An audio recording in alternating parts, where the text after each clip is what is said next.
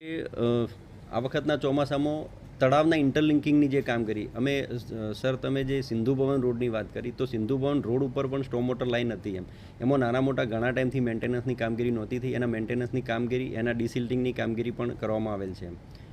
વધુ વરસાદની પરિસ્થિતિને પહોંચી વળવા માટે એક્સ્ટ્રા આ વખતે આપણે વધારે વરુણ જે ગઈ વખતે 26 હતા બીજા 14ની સાથે ટોટલ 40 વરુણ પંપ જે ફ્લડેડ એરિયા હોય ત્યાં આગળ વધારાના પંપ મંગાવીને કામગીરી કરી શકાય એ મુજબનું આયોજન વરસાદી પાણીના નિકાલ માટે આયોજન કરેલ છે.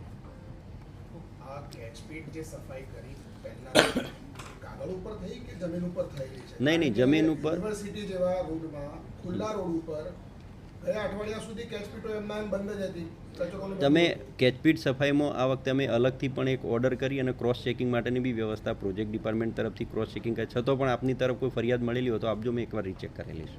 ગયા વર્ષે જે કરંટના કારણે ઇશ્યુ થયા હતા એમાં કોઈ આયોજન છે અત્યાર સુધી? ના, અમે પ્રિવેન્ટિવ હા લાઇટ ડિપાર્ટમેન્ટે જે ટોટલ આપણા કોર્પોરેશન વિસ્તારમાં જેટલા ઇલેક્ટ્રિક પોલ છે એ પૈકી કેટલી ચકાસણી થયેલી છે અને કેટલી ટૂંક સમયમાં એકાદ વીકમાં પૂરી થાય એની વિગતો અમારી પાસે છે, હું મીડિયા ગ્રુપમાં શેર કરું છું. સાહેબ, ગઈ વખતે એવી પણ પરિસ્થિતિઓ બની હતી કે ખાડા ખોદેલા હતા, પાણી ભરાઈ ગયેલા, વાહન ચાલકોને ખબર નહોતી અથવા બેરિકેડ મૂકેલા હતા પણ કોઈએ ખસાડી દીધા હતા અને એના કારણે પણ લોકોના મોત થયા હતા.